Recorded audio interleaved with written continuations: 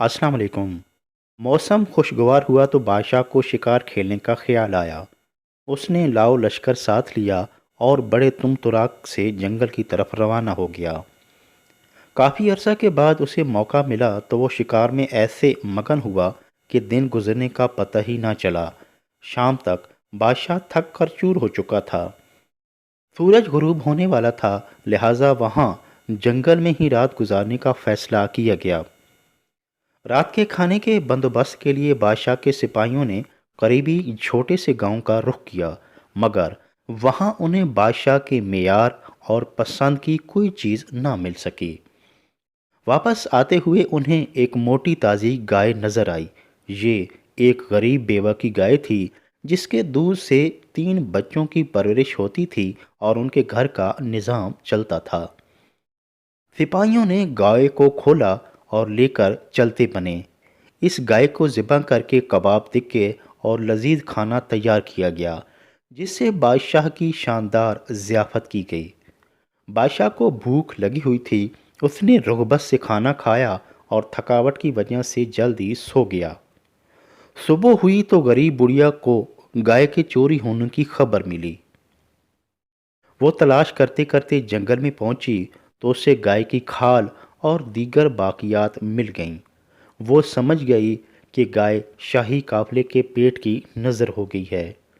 उसने बादशाह को शिकायत लगाना चाही, मगर सिपाहियों ने उसे आगे बढ़ने से रोक दिया और वहां से भगा दिया। उसकी दादो फरियाद सुनने वाला कोई न था।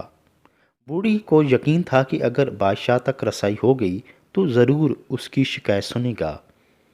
बूढ़ी के ज़हन में एक तरकीब आई। वो वहाँ से निकली, भेस बदला और नहर की पुल पर जाकर खड़ी हो गई, जहाँ से बादशाह ने गुजरना था। जब बादशाह पुल से गुजरने लगा तो बुढ़िया तेजी से बादशाह के सामने आ गई। उसने नकाब उतारा और कड़क कर कहने लगी, ए रहमदिल बाप के बेटे, मेरा इंसाफ इसी पुल पर करेगा या पुल सिरात पर? जो जगह पसंद हो इंतखाब कर ले। तेरे सिपाहियों ने मेरे साथ बहुत बड़ी ज्यादती की है। बादशाह बुढ़िया की जुरातमंदी और बेबाकी से बहुत मुतासिर हुआ, जबकि उसके सिपाही खौफ ज़दा हो गए। सिपाही गुस्से से उसकी तरफ बढ़े और रास्ते से हटाना चाहा, मगर बादशाह ने उन्हें मना कर दिया। बादशाह घोड़े से उतर पड़ा। उस पर रिक्कत तारी हो गई। ऐसा मालूम होता था कि उस अजीबो गरीब और हैरत अंगेज सवाल का उस पर ख़ास असर हुआ है। वो बुढ़िया के करीब आया और लर्जते हुए कहने लगा, अम्मा भी, पुल सिरात की ताकत नहीं है। मैं इस जगह फैसला करना चाहता हूँ। अपना मुद्दा बयान करो।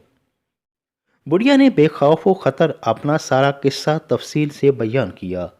बादशाह अपने सिपाहियों की इस हरकत पर बहुत नादिम हुआ और उन्हें खूब डांटा। बादशाह ने एक गाय के इवज़ बुढ़िया को 70 कीमती गाय देने का हुक्म दिया और साथ बहुत सा पैसा देकर उसे माला माल कर दिया। बादशाह ने सिपाहियों को ताकीद की कि बुढ़िया को बहफाजत घर तक छोड़ आओ। बादशाह के हुक्म की फौरन तामील की गई। बुढ़िया माल दौलत लेकर खुश हो गई और बादशाह को दुआएं देने लगी। बुढ़िया बोली, बादशाह सलामत, मैं तुम्हारे अदलो इंसाफ और रहमदिली से बहुत खुश हूँ। आपने दाद रसी करके मेरे बच्चों को फाका कशी से बचा लिया। खुदा आपको सलामत रखे। इतना कहकर बुढ़िया ने बादशाह से इजाज़त ली। 70 गाय और रकम लेकर अपने गांव की तरफ रवाना हो गई। वही सिपाही जो चंद लम्हे पहले बुढ़िया को खूनखार नज़रों से देख रहे थे, अब गुलामों की तरह उसकी ताबेदारी कर रहे थे। रहम दिल और इंसाफ पसंद हुक्मरान आवाम की फरियाद तसल्ली से सुनते हैं और उनकी दादरसी भी करते हैं, जबकि जालिम व जाबिर हुक्मरान इसके बरअक्स करते हैं।